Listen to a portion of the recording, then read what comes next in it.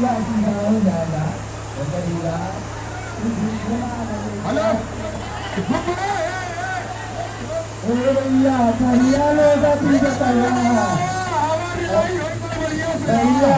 भैया आप बताओ कहाँ चिन्ह भैया जो पहले भैया सही से बोले खड़ा कर ला तो गड़िया पर